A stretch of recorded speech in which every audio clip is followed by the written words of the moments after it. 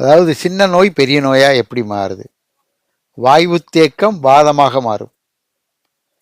அதாவது சளி தேக்கம் ஆஸ்துமாவாக மாறும். வாத தொல்லை பக்கவாதமாக மாறும். மலச்சிக்கல் மூலமாக மாறும். இருதய அடைப்பு வர்றதுக்கு காரணம் அதுவும் வாயு தேக்கம் தான். அது சின்ன தேக்கம். வாயு தேக்கம் இருதய அடைப்பாக மாறும். ஆமாம், கழிவுகளின் தேக்கம் அது நிறைய நோயை கொண்டு வரும்.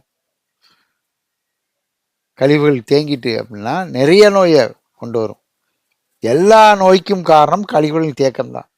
நம்ம உடம்புல ஏற்படக்கூடிய கழிவுகளின் தேக்கம் தான் எல்லா நோய்க்கும் காரணம். அதுதான் சிம்பிளாக சொல்லணும் அப்படின்னா தேக்கம் நோய் நீக்கம் மருத்துவம். அது எந்த இடத்துல தேங்கினாலும் ஒவ்வொரு நோயோட பேர் வச்சுருக்கோம்.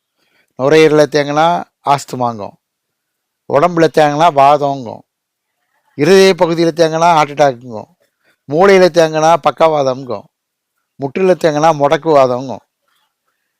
ஆமாம், கண்ணில் தேங்கினா பார்வை குறைபாடு, காதில் தேங்கினா காது கேட்க மாட்டேங்கி, மூக்கில் தேங்கினா அலர்ஜி, டஸ்ட் அலர்ஜி, ஈஸ்னோபீலியா, இப்படி ஒவ்வொன்றுக்கும் ஒரு நோய் பேர் வச்சுருக்கோம். அது மாதிரி சுரபிகள்னு உடம்புல இருக்குது. இந்த மாதிரி சுரபிகளில் தேங்கினா கேன்சர், தோலில் தேங்கினா தோல் நோய். இப்படி பேர்கள் மாறுபடுது.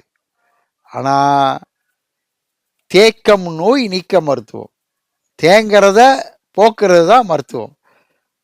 பார்ப்போம், புரிவோம் நண்பர்களே.